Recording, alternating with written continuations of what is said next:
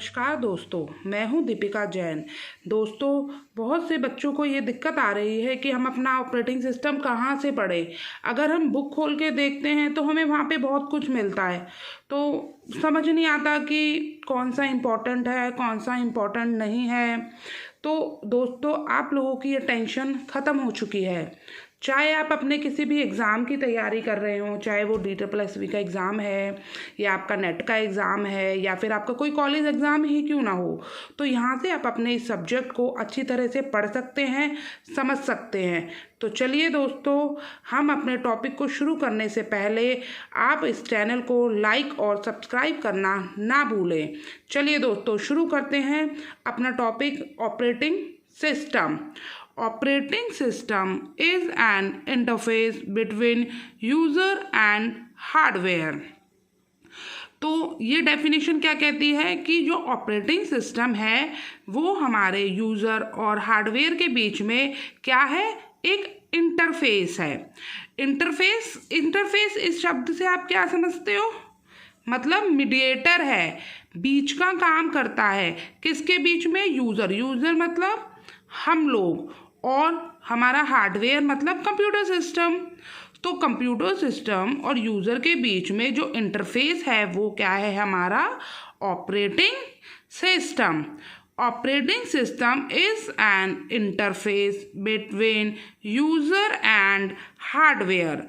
User और hardware के बीच में हमारा ऑपरेटिंग सिस्टम इंटरफेस का काम करता है। तो दोस्तों, ये डेफिनेशन तो आपको पता है, और आपको हर बुक में ये डेफिनेशन मिलेगी कि ऑपरेटिंग सिस्टम हमारा यूज़र और हार्डवेयर के बीच में इंटरफेस का काम करता है। तो चलिए दोस्तों, इसके बारे में और जानते हैं।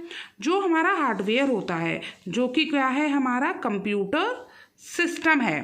तो कंप्यूटर सिस्टम तो हमारा बाइनरी लैंग्वेज को समझता है। बाइनरी लैंग्वेज हमारी किस फॉर्म में होती है? 0 और 1 की फॉर्म में होती है। और जो हमारा यूज़र है वो हमारा हाई लेवल लैंग्वेज को समझता है।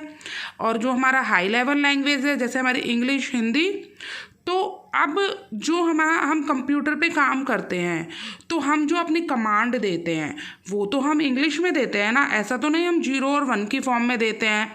तो लेकिन हमारा कंप्यूटर वो नहीं समझ सकता। तो इसके बीच में जो काम करता है वो हमारा ऑपरेटिंग सिस्टम होता है।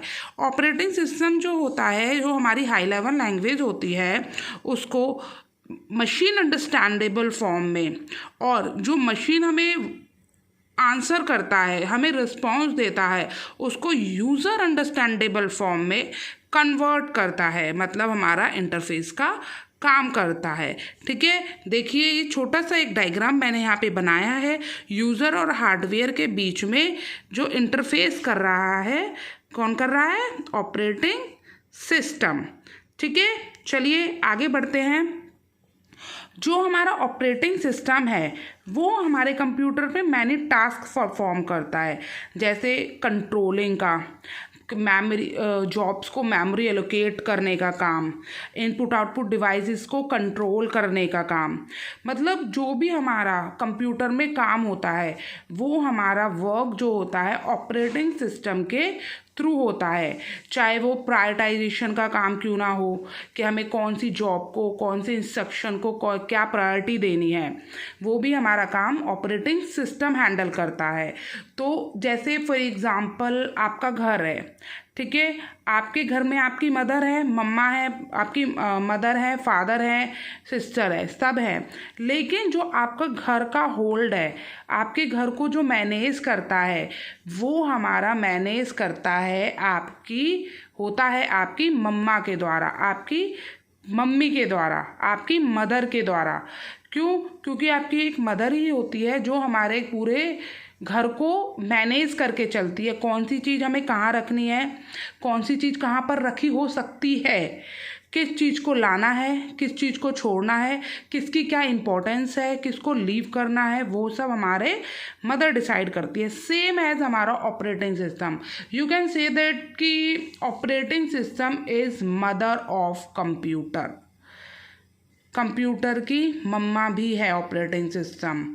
कंप्यूटर की मदर भी है, क्योंकि ऑपरेटिंग सिस्टम हमारे कंप्यूटर में हो रहे हर एक एक्टिविटी, हर एक टास्क को मैनेज करके चलता है, परफॉर्म करता है, बहुत सारे कंट्रोल करता है, इनपुट आउटपुट डिवाइसेस को कंट्रोल करता है, उसकी प्रायोरिटी को कंट्रोल करता है।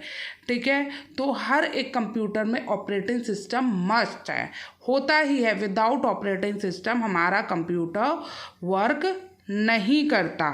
तो चलिए आगे देखते हैं टाइप्स ऑफ ऑपरेटिंग सिस्टम। अब हमारे ऑपरेटिंग सिस्टम के टाइप्स क्या क्या हैं?